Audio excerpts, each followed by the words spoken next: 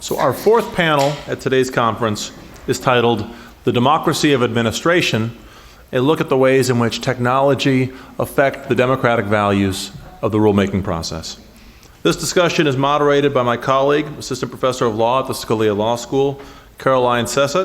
She is an Assistant Professor of Law at the Scalia Law School, where her research focuses on cost-benefit analysis, regulatory reform, and energy and environmental regulation. Now, if you come to our conferences often enough, you'll recognize her as a familiar face. At our last conference on cost-benefit analysis, she and Bob Hahn co-wrote a paper on modern trends in cost-benefit analysis. We're glad that you can join us again today. Always happy to be here, and thank you to everyone for staying. So, the majority of agency rulemaking is informal notice and comment rulemaking.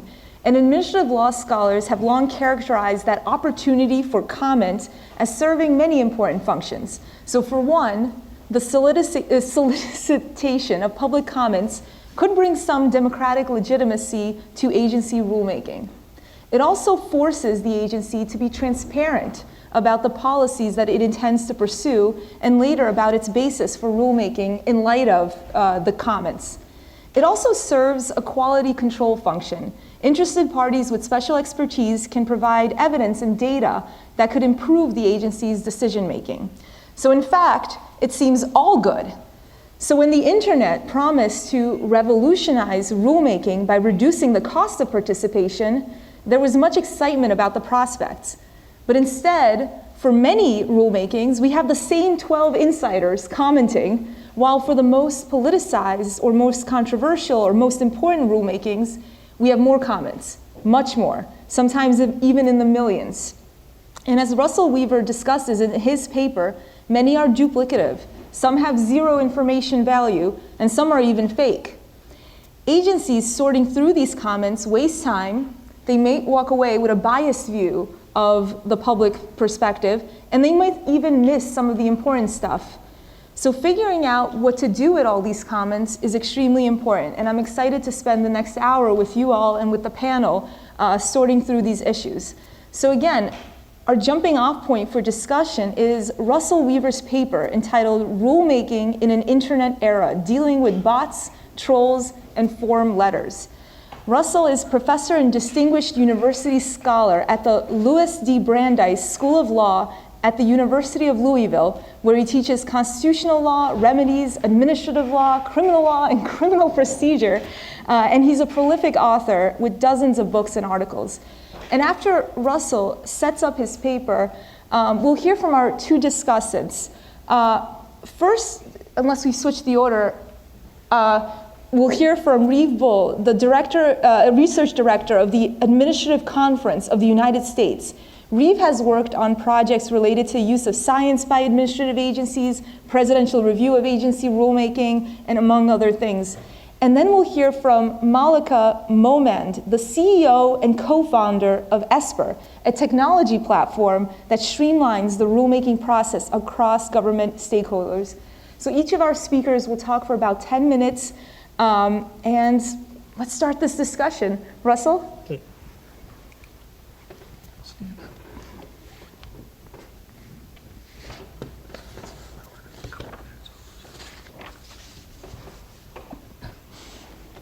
Good, thank you.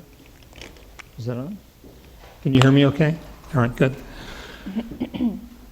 My particular interest is technology, internet, in particular how the internet interacts with society and how it affects the democratic process.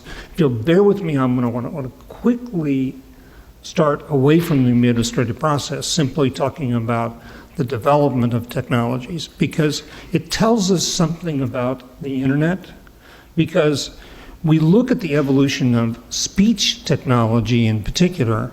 One of the things we see is that we've seen these dramatic advances over the century. I mean, if you think about centuries ago, if you have a battle being fought in a distant place, a Roman emperor would learn about the outcome of that battle slowly. The information would come back by horse or chariot or boat or someone on foot, but quite slowly. the first major advance we have in terms of technology is the Gutenberg press. I'm not going to talk a lot about the Gutenberg press, but it was revolutionary because it made it possible to create multiple copies of documents. And it led to, I think unquestionably, the American Revolution. It led to the Protestant Reformation, led to all sorts of changes in society over the centuries. Eventually, we get to the development of electricity, number of hundred years later.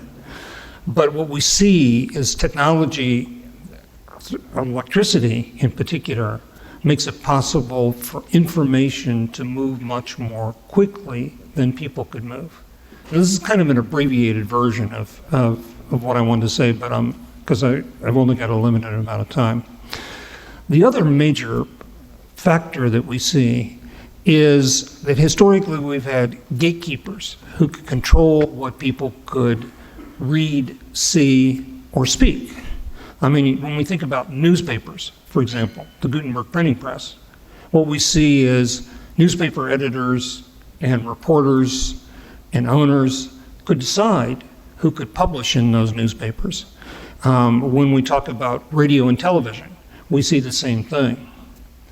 And so over time, there were great limits on what ordinary people could do. The internet has transformed society in lots of ways, as everybody knows. For one thing, it's made it possible for ordinary people to communicate on a broad scale. And we see that with, all sorts of technologies. When we look at Facebook, Twitter, other technologies. And moreover, by and large, there were some exceptions, which I'm not going to go into because of time. By and large, people have been freed of the traditional gatekeepers. In other words, they want to communicate, they can communicate. And even when we find that groups like, or organizations like Facebook or Twitter try to limit their communication, people still have the ability to communicate. And so when Alex Jones gets banned from Google and Facebook and Twitter, he's still on the internet and people can still communicate with him. Now, as we think about the let me say one more thing about that, though.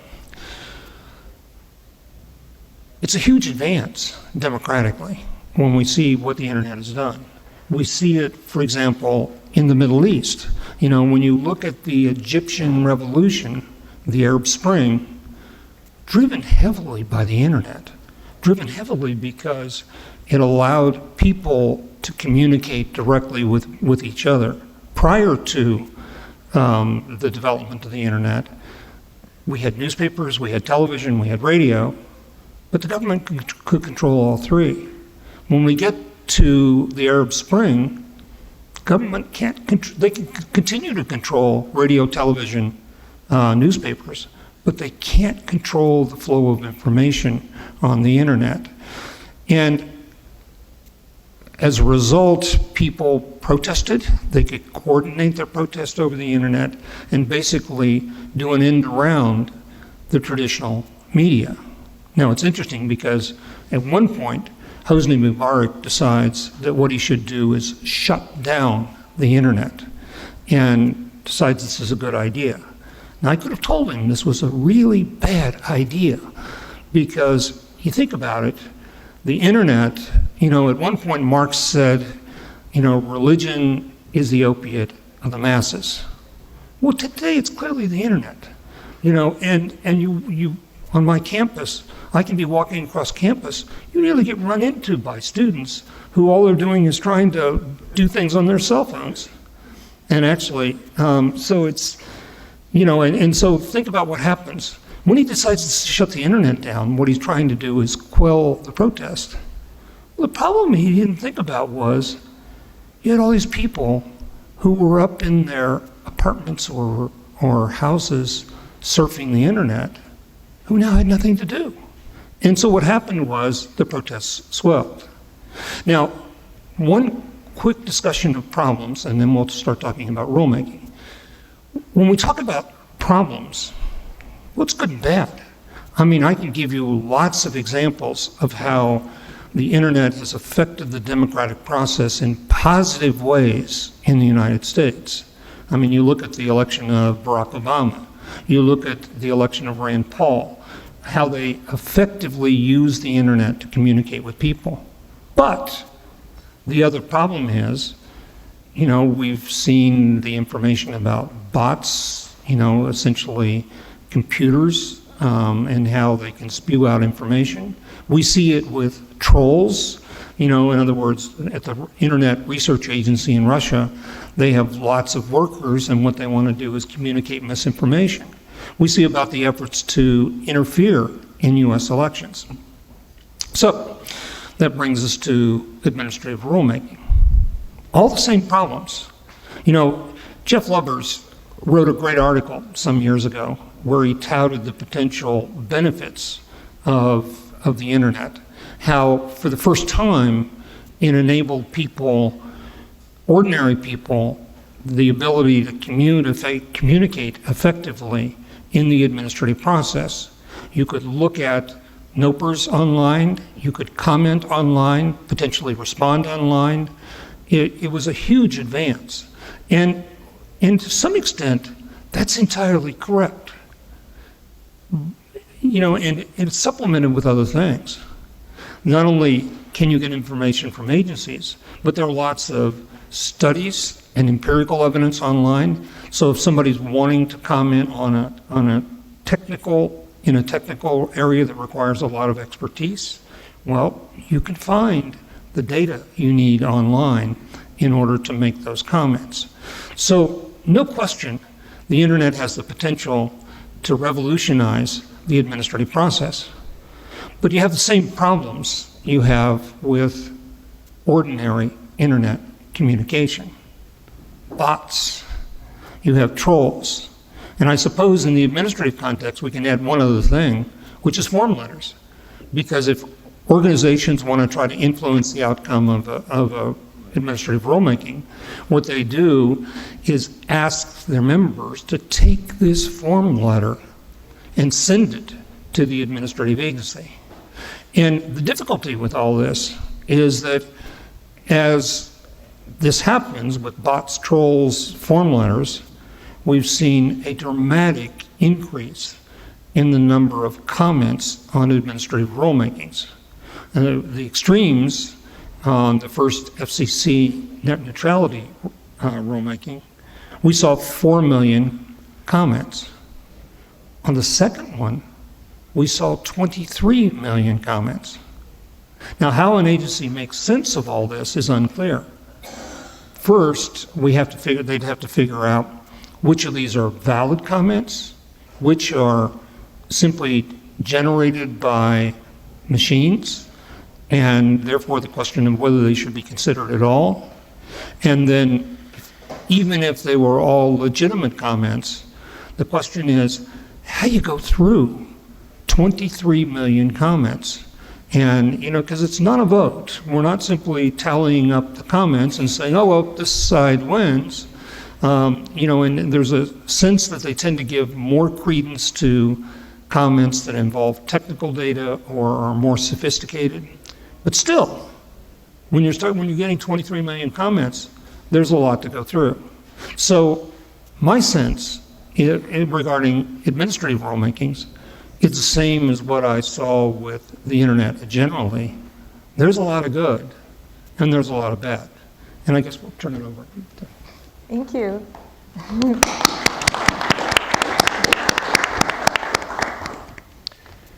Wonderful. So first, thanks to Adam and Andrew and Leah for the opportunity to participate with these my fellow distinguished panelists, and thanks in particular to Russell for this excellent paper. I would highly commend it to all of you when it becomes available. And what I'd like to do in my presentation is take the taxonomy that Russell puts forth in his paper, the sort of types of problematic comments, if you will, that have emerged with the rise of the internet, and basically overlay that taxonomy with what I see as the policy justifications for notice and comment or for public participation more generally.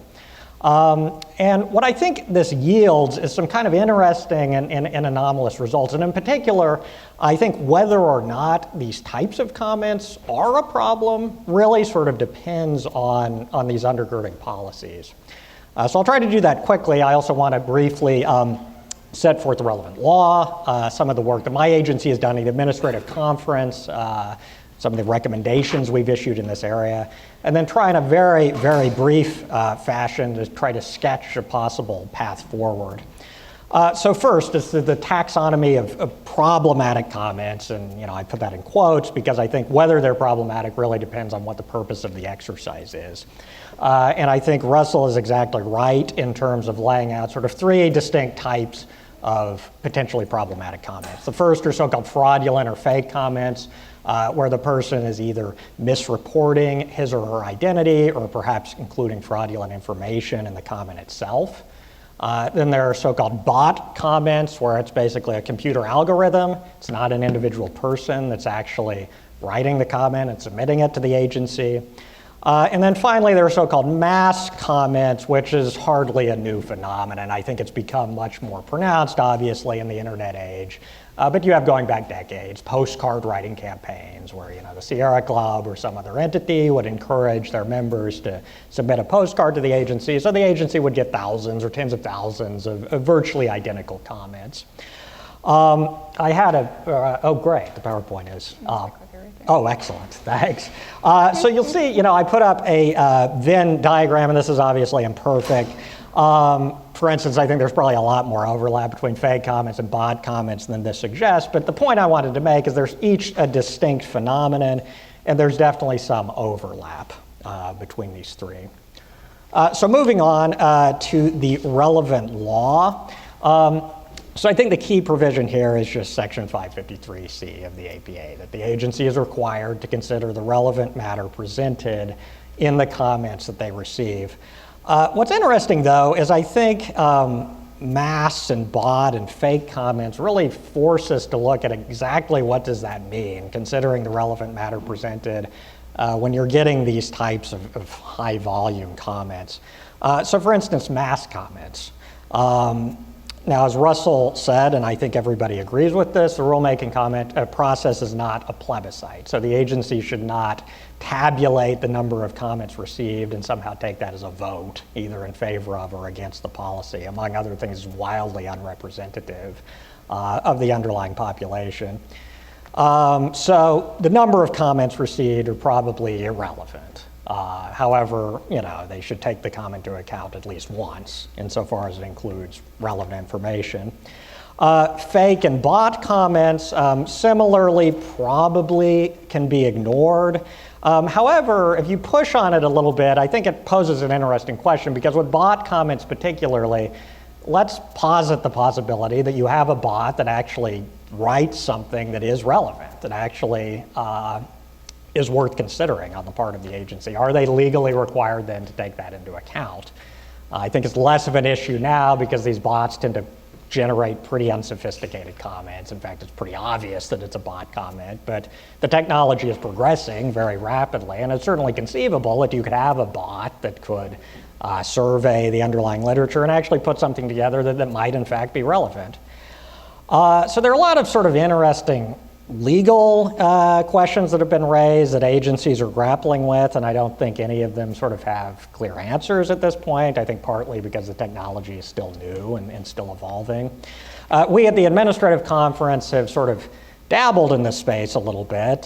So we've issued several recommendations in my first bullet point, and the upshot of which is basically that agencies should use technology to try to promote broad participation in the notice and comment process. So use social media, other venues to try to encourage people, especially communities that might not otherwise be submitting comments, to submit comments to the agency. We also, in one of those recommendations, explicitly endorse the idea of deduplicating comments. So if the agency gets comments that are identical or substantively, substantially identical, our position is the agency should feel free to just treat that as a single comment and ignore the actual number of comments that they've received, which I think is basically the approach that most agencies are taking. Then we also have a second set of recommendations that encourage agencies to supplement the notice and comment process. So our perspective is obviously notice and comment is very important, but the agency should really sort of look at the whole life cycle of the rulemaking, from conceiving of the rule to retrospective review of existing rules, and seek out public participation where relevant.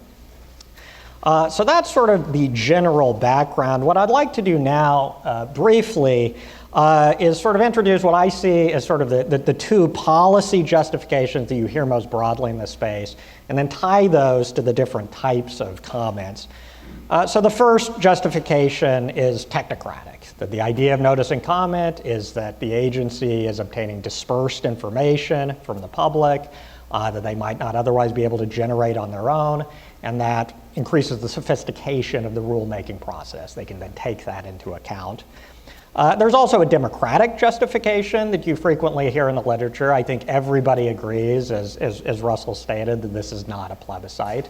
However, some, like Professor Nina Mendelsohn, for instance, at the University of Michigan, have argued if the agency does get a massive number of comments, and especially if the comments all point in a particular direction, perhaps the agency actually should take that into account in some way.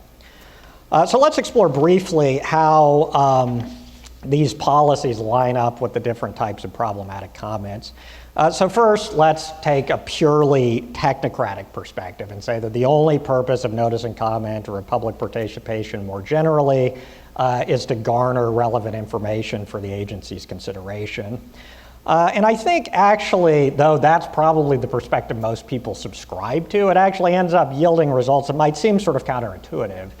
So for instance, mass comments. If you're looking at it from a purely technocratic perspective, then the overall number of comments received is irrelevant. In net neutrality, if they got millions and millions of comments, that doesn't matter. They should just take into account the actual information in the comments themselves. I think that probably strikes some as troubling, that the agency would just ignore such an overwhelming response. But if we're looking at it technocratically, that's, I think, the right way of addressing it. Whereas bot and fraudulent comments, by contrast, might actually be relevant. If a bot actually generates something that's relevant, the agency should take it into account. Similarly, with fraudulent comments, as long as the identity of the commenter doesn't matter, then if it contains relevant information, then the agency should consider it. However, you might have instances where the identity does matter if the person is purporting to represent a particular entity, and then the agency should take that into account. Conversely, if you look at it from a democratic perspective, then I think you get a different set of results. So mass comments might actually be relevant. Of course, you have to ensure that the comments actually correspond to real people, and that's not necessarily always the case. But as long as you can establish that, then from a democratic perspective, the agency should be considering the number of comments that they receive, and particularly if they point strongly in one direction or the other. Bot comments and fraudulent comments, by contrast, would be irrelevant if it's a democratic exercise, if it's not an actual person, or if the person has misrepresented his or her identity, then the agency should not be taking that into account. So finally, what I'd like to do is sort of briefly go through sort of what this means in terms of moving ahead, how agencies should take all this into account as they're structuring their rulemaking processes. And I think at the very outset, the agency really needs to ask itself, what is the goal of this particular exercise? How democratic or technocratic should the exercise be? And I think it really varies from rulemaking to rulemaking. So I won't have time to get to my subsequent slides, but one of them was an example Professor Mendelsohn used in one of her articles, where was a rule that dealt with the use of snowmobiles in national parks. So in that case, you might actually care what people in that national park or people near there think about the presence of snowmobiles. So it might have a democratic element to it. Whereas other rules, arsenic levels in drinking water or any number of highly technical things, you probably don't care so much about how people feel about that. Congress has made the policy determination. Really what you're looking for is relevant information that the agency can take into account as it's crafting that rule. And in light of sort of the answer to those questions, then I think the agency can do certain things to optimize notice and comment and perhaps supplement notice and comment in order to advance these policies. So on the optimization front, If the agency gets massive numbers of comments, if it's really more of a technocratic issue, then I think it should ignore those, or it should take it into account once and ignore the overall volume received. On the other hand, if there's a democratic element to it, then maybe the agency should, to some extent, consider the numbers received, though certainly not treating it as a plebiscite. Similarly, with respect to fake comments or bot comments, if it's a technical exercise, maybe you don't care so much about the identity, even if it's being submitted by a computer. On the other hand, if it's a democratic exercise and you do care about the identity, then perhaps there are exercises you can put in place, and Russell touches on some of these in his paper, to actually ensure that the individual submitting the comment is a real person and is the person he or she purports to be. So you could use CAPTCHA technology, or you could perhaps even require an affirmative statement when you're submitting the comment, subject to criminal prosecution perhaps, that you're actually the person that you purport to be. Of course, that raises the question if it would have a chilling effect on the participation, which I think is a countervailing cost. And then similarly, the agency might look at ways to supplement the notice and comment process. So if it's a democratic goal, then there are probably more sophisticated ways than notice and comment to actually determine what the public policy preferences are. You could do an opinion poll, which would be much more representative. Or as I've written in an article in the Administrative Law Review, you could perhaps use something like a citizen jury, where you would present an issue to a group of people with briefing materials. Then you'd get, assuming it's demographically representative, both a representative sample as well as a more informed sample. Similarly, if it's more of a technocratic exercise, there may be ways to supplement there. So, for instance, negotiated rulemaking might be a possibility, where you bring the key stakeholders into the room, have an iterative exchange, and you're probably going to get more sophisticated input that way than you would with just pure notice and comment, or just use advisory committees more generally. Of course, notice and comment will always be legally required, and the agency will continue to do that in appropriate instances. But there are ways that you can tailor it, and also ways that you can supplement it, I think, in order to, in some instances, more effectively capture these goals of the process. And the final thing I'll say is, going forward, I think agencies will have to be very, very mindful of these issues, because as the technologies evolve and as they become more sophisticated, there's almost something of an arms race between particularly the bots that generate these comments and the agency's abilities to identify things as bot comments. So moving forward, as the technologies progress, I think these will continue to be salient issues and things that the agencies will have to be very mindful of going forward. Thank you.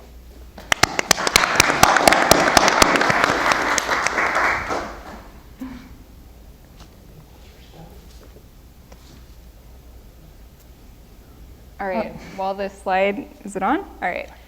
My name is MALEKA. I'm the CEO and co-founder of ESPER, which is a regulatory technology platform that helps governments manage the rulemaking process. There's our logo. I am sort of chuckling over describing the technology development process as an arms race, particularly in this space. I've never thought of myself as running an arms company, but maybe I'll put that on my business card. Cool, so I will give you a little bit of background on why I started ESPER, and then talk to you about some of the ways I think technology can help make the rulemaking, and particularly the public comment process, more transparent, more data-driven, and more accountable to the public and within agencies. There we are. So just so we're all familiar, I'm sure we know, this is what the traditional rulemaking process looks like in government. There are a lot of steps. This is simplified. We had a lot of fun putting this together back at our offices in Austin. And what ESPER tries to do is really take in the key elements of all of that, from initial research, drafting, public comments, put it into technology, modernize it, and then make it transparent both internally within agencies and then also to the public as well. Right now, for context, we're mostly operating at the state level and in a few federal agencies. So I started ESPER after working at a nonprofit research firm called REEVE. And REEVE was based in Silicon Valley and part of an arm of a venture capital firm called 8VC. And this was back in 2016 when regulatory reform was sort of a hot topic. It was the topic du jour. And it was especially salient in Silicon Valley because technology companies are beginning to wake up to the fact that they're not immune from regulation, right?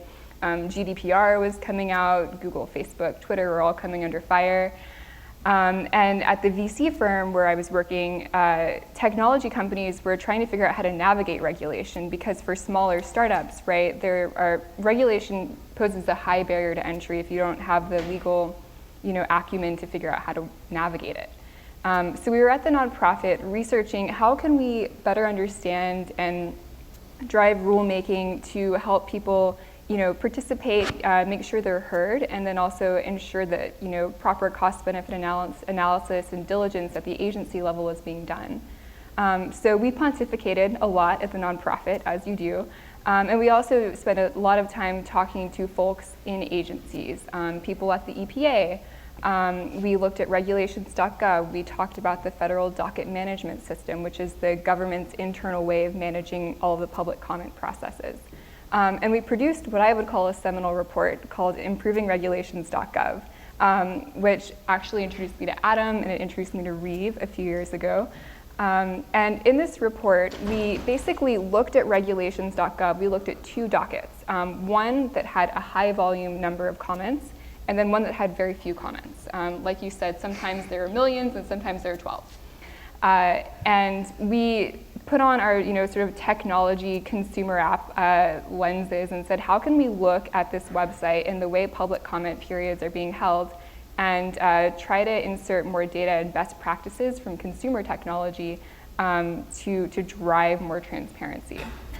So like I said, we looked at regulations.gov, and I think it is also important to talk about the Federal Docket Management System, FDMS, because that's the government's way of organizing all of this data and information that's being collected through regulations.gov.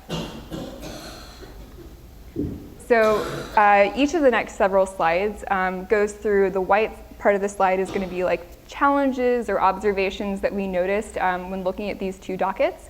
And then the second, the darker part of the slide is what we think can be done about this. So the first is that it's very difficult to quickly interpret and summarize public comments. Comments right now on regulations.gov are submitted as free text or they're uploaded PDF attachments. And from a software engineer perspective, that's like your worst nightmare because the data is not structured, right? And what you really want to do with data is structure it and begin to pull out insights or parse the data. So because it's structured or unstructured right now, it's difficult to do that. So if you have a high number of comments on a really contentious docket, it can be difficult to figure out what the public sentiment is, if there's constructive feedback in there, or if it's just a bunch of carbon copy comments. So again, I'm very mindful, as REEVE said, of not trying to make the rulemaking process a plebiscite. But I do think that there are ways that we can better filter and organize comment information to make it more digestible, both in the public and on the government side of things. So the first would be enabling comments on comments. If REEVE leaves a comment on an EPA rulemaking that I think is pretty valid and I'd like to add my own 2 cents to it, what if I'm able to do that? But right now you can't. What about comment upvoting? Again, maybe I don't want to leave a comment on REEVE's comment, but I just want to give it my thumb of approval. Maybe that's a way to reduce noise, but also show comments or arguments that are getting support.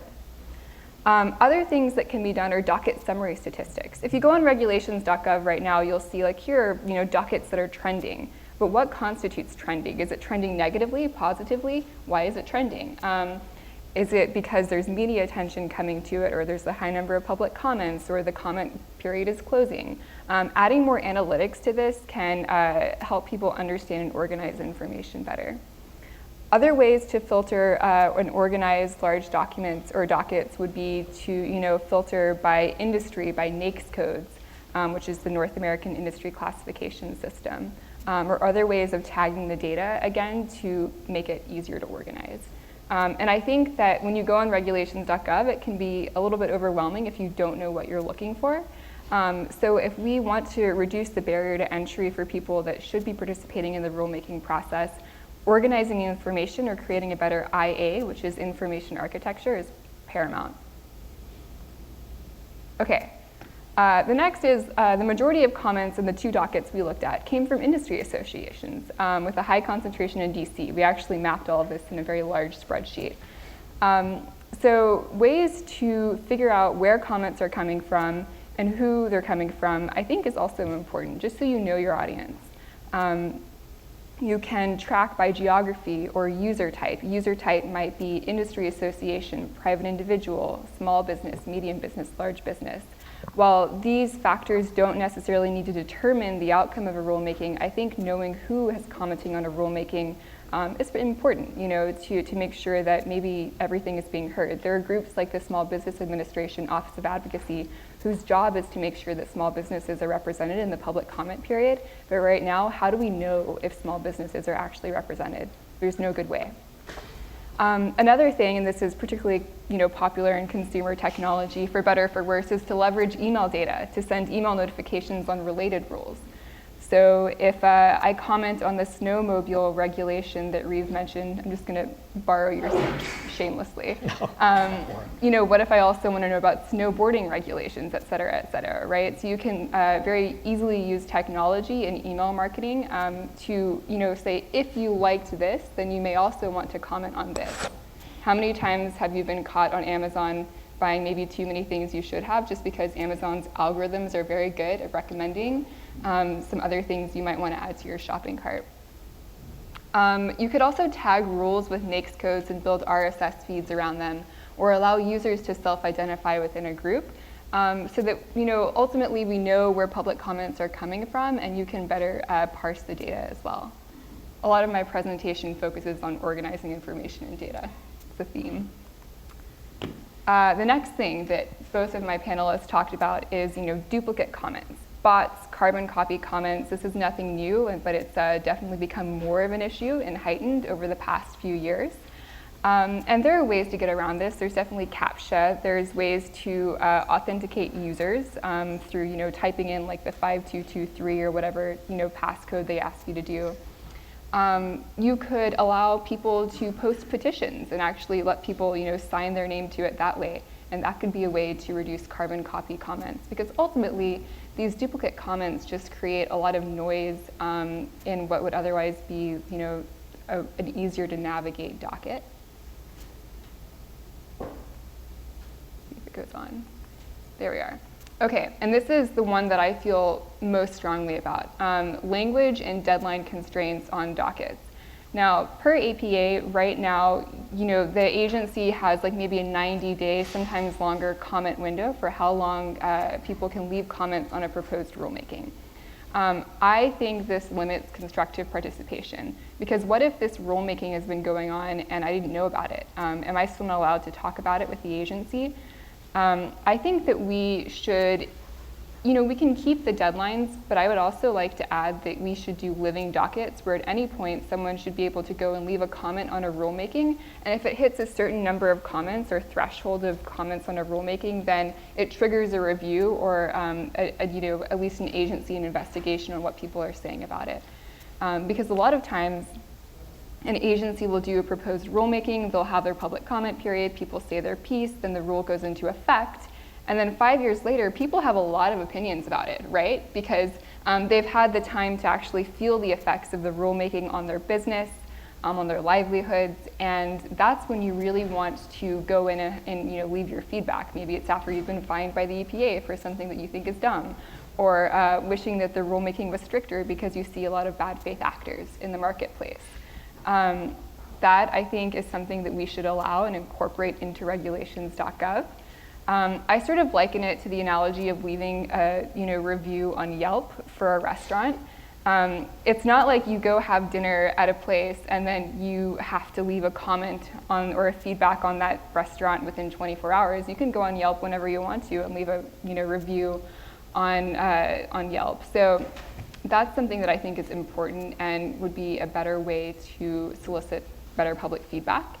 Along those lines, I also think that we could supplement the public comment process by creating advisory boards. or even having agencies ask specific questions about the rulemaking, like what are they trying to get out of it? Public feedback, cost-benefit analysis. By creating forms, we can make the rulemaking and public comment more data-driven. How am I doing on time? Nearly there? Yeah, I've got like You're about a minute over, okay. but I've been generous, and this is Okay. all very interesting. I'll wrap. Maybe I'm going to be forced to wrap. Oh, there it goes. All right, so talking about cost-benefit models, and then ultimately what I want to show you is here are some graphs, some things from our product where by collecting better information and organizing the public comment data on the front end, we can do really interesting analytics on affiliations of comments or sentiment analysis, where the public comments are coming from different regions in the United States. So maybe an EPA regulation is really favored by California, but has high negative sentiment in Texas. This is all interesting data that we can only glean by cleaning up and making regulations.gov and the FDMS more accountable and collecting better information on the front end. So with that, thank you for your time.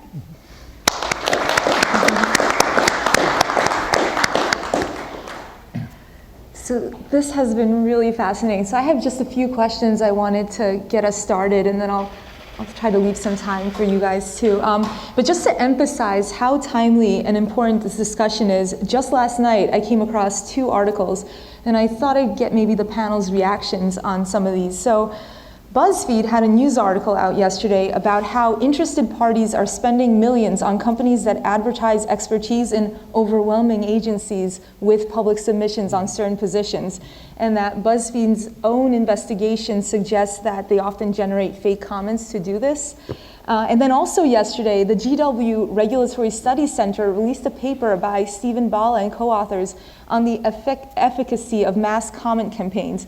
They examined comments between 2012 and 2016 that EPA received, and they found that these mass comments had virtually no substantive effect. So the agency might procedurally note the number in its final, in its basis and purpose when it releases the final rule, but makes no substantive changes based on any of these kinds of mass comments. So any reactions to these 2 data points, and what does this suggest about the process? Well, I think it's the problem you have with the internet generally.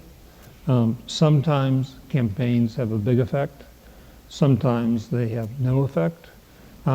We see that, administratively some years ago when people were objecting to TSA pat-downs, and they tried to have this campaign for opt-out a day, and the idea was that the day before Thanksgiving, everyone would refuse to go through the scanners and force them to pat down everyone, thereby collapsing the system.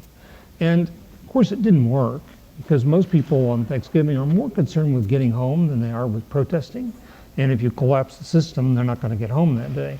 And so, but it was extraordinarily interesting how the idea went in a matter of a couple of weeks from just an idea to be getting national controversy. And so eventually, within 2 or 3 weeks, you've got the head of TSA coming on the media talking about this and people debating it. And it was interesting because it ran its course within 5 or 6 weeks, because people thought it was a good idea to begin with, but the more they thought about it, they thought this is a stupid idea. So it shows, I think, that when we talk about these attempts to have mass communications that influence agencies, well, you might or might not. And the question is, are they really going to look at all these comments? Now, I like some of the ideas that they suggested for dealing with this. Actually, the idea I liked best was some author recommended that we just charge a dime for every comment, because that gets rid of all the bot comments, because nobody's going to want to submit 1 million bot comments and have to pay a dime for each one. But it's a serious problem. So yeah, no, I generally agree with everything Russell said. I think it's an interesting sort of disparity between sort of how it's perceived on the one hand and sort of how it's actually playing out in practice on the other. We at the administrative conference did a program on this last fall, and I thought one of the best comments was from Professor Cynthia Farina, formerly of Cornell Law School, and she sort of described this as being like pink eye, that basically it looks terrible, but it's really not all that bad.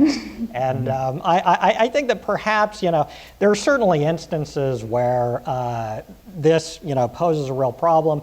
But, I think the BALA study that you mentioned, Caroline, really doesn't surprise me too much in the sense that I think most agencies have sort of put procedures in place, some of the technologies like MALEKA was discussing, that really allow them to deal with the problem of these mass comment campaigns. Now, there are instances, FCC net neutrality, I think, being the perfect example, where it's such a massive number that it really overwhelms the agency. But you do have instances where basically 90+% of the comments are virtually identical, and therefore the agency can use these technologies and really discount those, and it doesn't end up derailing the process too badly.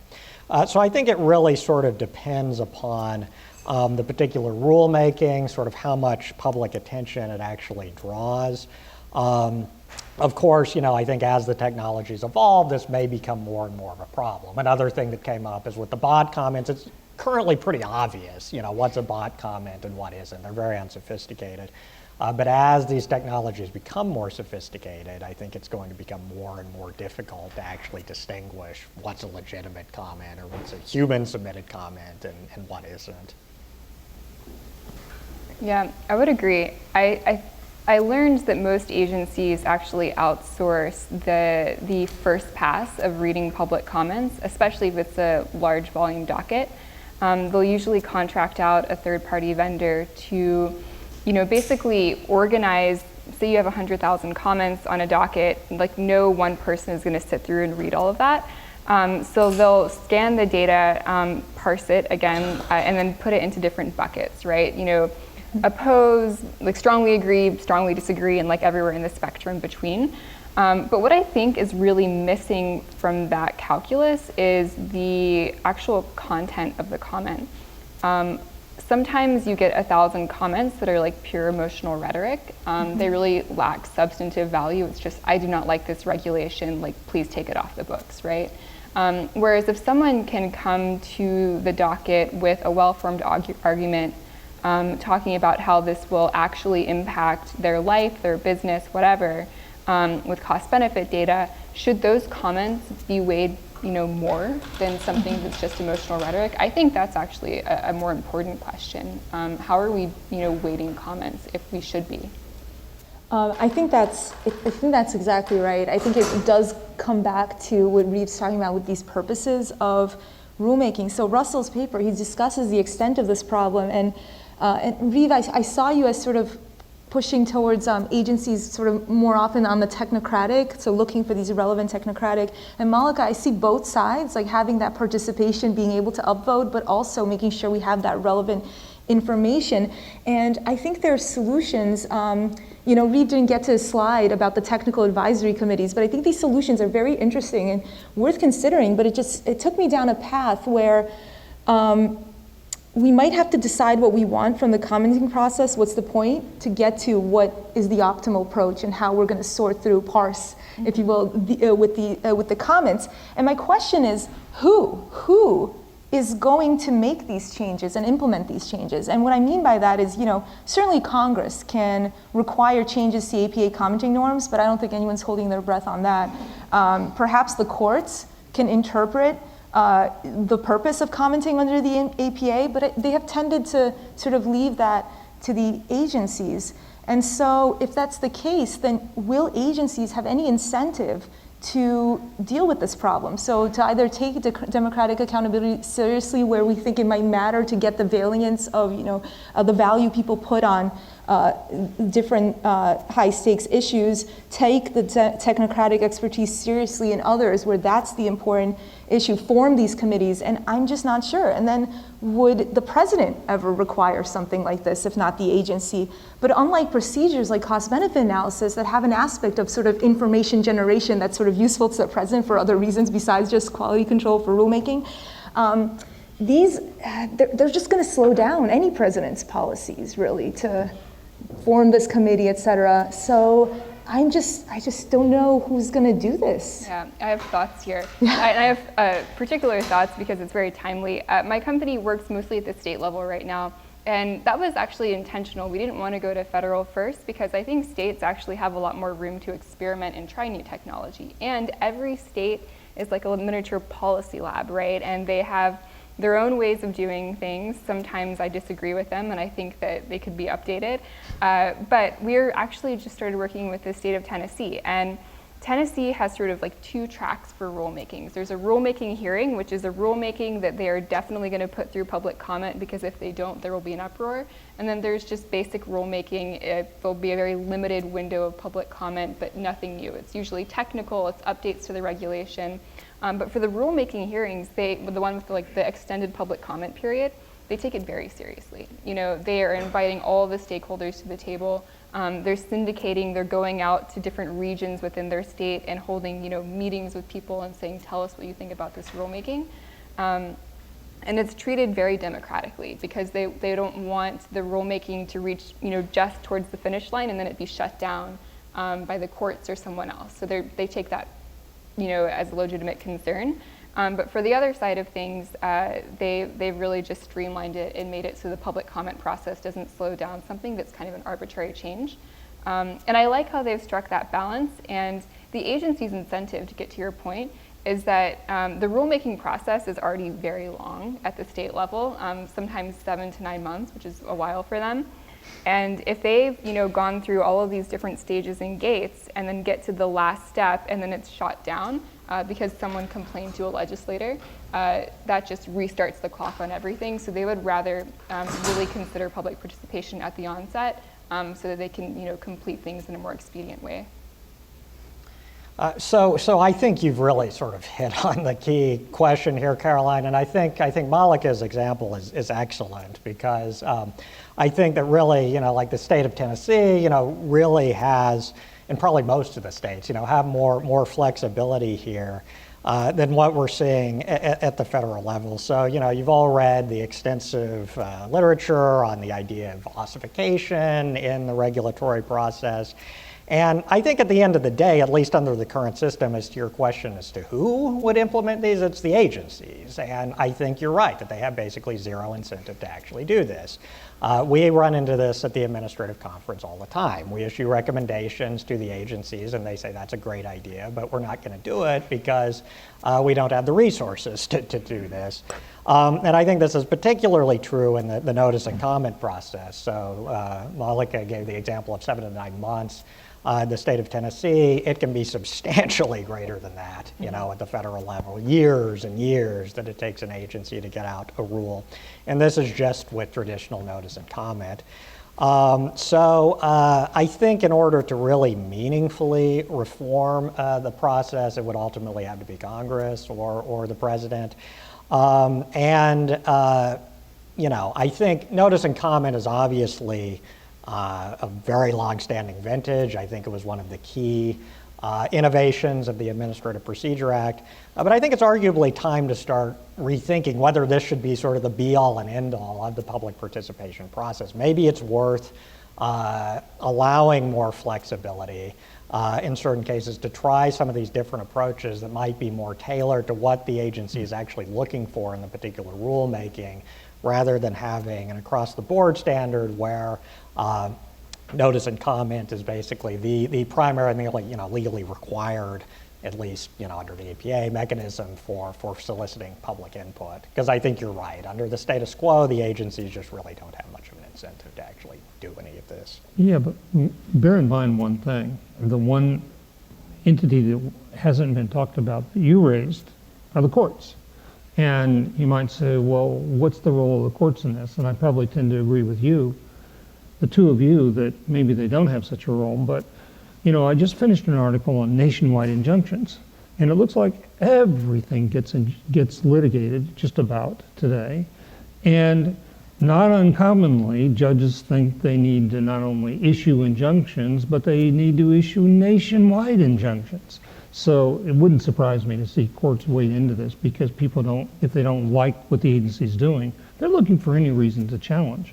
It kind of reminded me of an old joke, and which I actually include in the article, which is that, there was this conversation overheard in heaven where they said, Peter, come quick.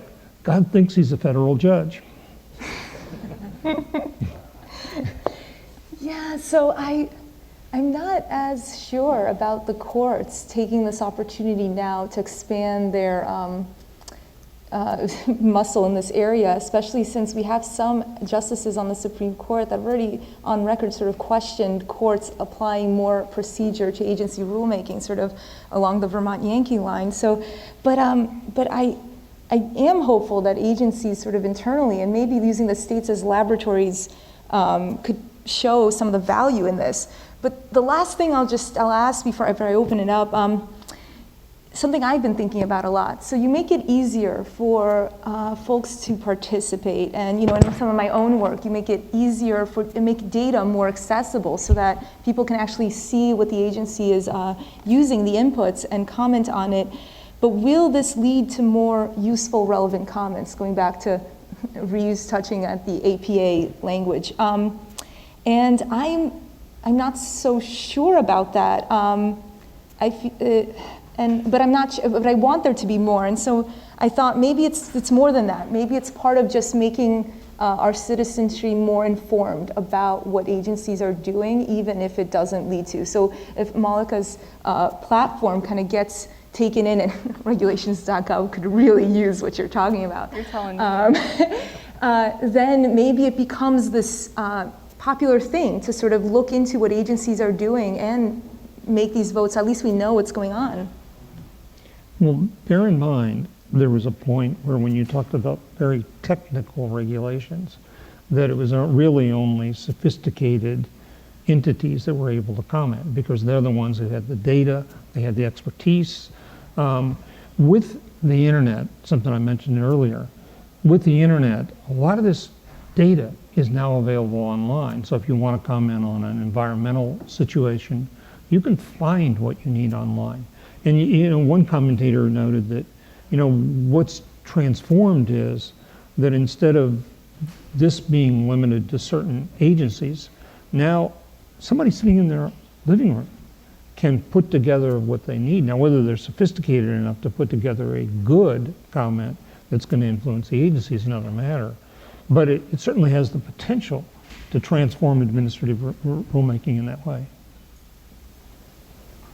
Yeah, I agree with everything Russell said. I think that's exactly right. I think it lowers the bar somewhat, such that it perhaps opens up the audience to some extent who can participate. And then particularly for the sophisticated parties, like for instance, MALEKA mentioned commenting on comments and that sort of thing. It perhaps enables a more iterative and useful exchange among, particularly the well-connected players. So I think marginally it does make a difference, and perhaps longer term will make a more profound difference. A radical idea, but what if instead of just like typing a paragraph or many paragraphs as your public comment, you just filled out a survey that the agency issued? Because if we want more constructive feedback, like that's going to be particular to each rulemaking, right? And the questions will be different to each rulemaking. But what if the agency knows what questions they want to ask and, seeks answers relative to those questions and just says, fill out this survey telling us what you think about this proposed rulemaking? That might be a way, and it does also create a barrier to entry, right? Because now you have to take the time to fill out the survey, so hopefully you get more nuanced perspective. But then the agency actually gets data and information they can work with. Don't forget about the Paperwork Reduction Act. I know. Well, has any agency actually followed the Paperwork Reduction Act, though? That's an entire another panel. Let's hear it from the audience. Perfect. Yeah, I was very interested in MALEKA's idea about keeping the rulemaking open.